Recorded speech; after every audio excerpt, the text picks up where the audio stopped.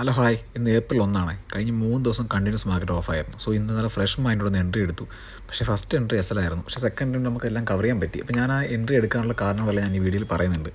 So ഇന്ന് ഒരു fruit salad ഉണ്ടാക്കാനുള്ള ഒരു പ്ലാനാണ്. നല്ല ചൂട് സമയമല്ലേ, മോനും കൂടി കുറച്ച് കിവിയും സ്ട്രോബെറിയൊക്കെ ഇരിപ്പുണ്ടായിരുന്നു. സോ അപ്പോൾ അതൊക്കെ സെറ്റാക്കാനുള്ള പ്ലാനാണ് ഇന്ന്.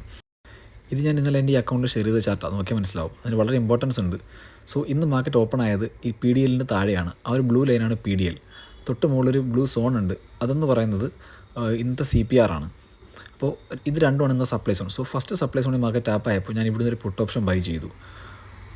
മാർക്കറ്റ് ഇന്ന് താഴേക്ക് പോകുമെന്ന് എനിക്ക് ഉറപ്പുണ്ടായിരുന്നു. കാരണം അത് എൻ്റെ ഒരു ട്രേഡിംഗ് സെറ്റപ്പിലെ ഒരു പർട്ടിക്കുലർ പാറ്റേൺ ആണ്. താഴേക്ക് പോകും, അത് എവിടെ നിന്ന് പോകുമെന്ന് മാത്രമേ നമുക്ക് സംശയം ഉണ്ടായിരുന്നുള്ളൂ. സോ ഫസ്റ്റ് എൻട്രി എസ് അടിച്ചപ്പോൾ ഞാൻ സെക്കൻഡ് സി പി ആറിലേക്ക് വെയിറ്റ് ചെയ്തു. കണക്കൊരു പ്രൈസ് ആക്ഷൻ ഫോം ചെയ്യാൻ വെയിറ്റ് ചെയ്തു. ഈ ഒരു ലോ ഇല്ലേ, 5 മിനിറ്റ് ക്യാൻറ്റീൻ ലോ, അത് ബ്രേക്ക് ചെയ്ത് ഞാൻ എൻട്രി എടുക്കും.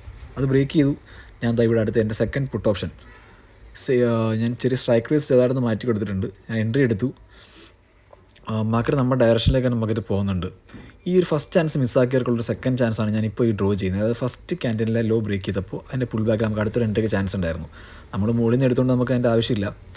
സോ ഫ്രൂട്ട് സലാഡൊക്കെ സെറ്റായിട്ടുണ്ടായിരുന്നു. സോ അതൊക്കെ കഴിച്ചൊന്ന് വെയിറ്റ് ചെയ്തപ്പോഴത്തേക്ക് തന്നെ മാർക്കറ്റ് ഇന്ന് ഫുൾ താഴേക്ക് തന്നെയായിരുന്നു മാർക്കറ്റ്. സോ നമ്മൾ ഫുള്ളൊന്നും ഹോൾഡ് ചെയ്തിട്ടില്ല. നമ്മൾ നേക്കഡ് ഓപ്ഷൻ ബയർ ആയതുകൊണ്ട് കിട്ടുന്ന ഹൈക്കിൽ ഞാൻ പ്രോഫിറ്റ് ബുക്ക് ചെയ്യും.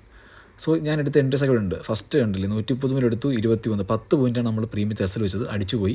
സെക്കൻഡ് എൻട്രി നമുക്ക് നല്ലൊരു 119 150 നമ്മൾ കൊടുത്തത്. എൻ്റെ ഡാഷ്ബോർഡിൽ നിങ്ങൾ നോക്കിയാൽ ക്യാപിറ്റൽ 22,000 പ്രോഫിറ്റ് 19,000. അപ്പോൾ നിങ്ങൾ കരുതും ഈ ഒരു എമൗണ്ട് കൊണ്ട് ഇത്രയും വലിയ എമൗണ്ടൊക്കെ ഉണ്ടാക്കാൻ പറ്റും, ഇത് പോസിബിൾ ആണെന്ന്. ഉണ്ടാക്കാനൊക്കെ പറ്റും, പക്ഷേ ലോങ് റണ്ണിൽ സക്സസ് ആവാൻ കുറച്ച് ക്യാപിറ്റൽ നമുക്ക് ആവശ്യമാണ്. ഈ 22,000 എന്നത് ഇന്നത്തേക്ക് ട്രേഡ് ചെയ്യാനുള്ള ഡിപ്ലോയ്ഡ് ക്യാപിറ്റൽ മാത്രമാണ്.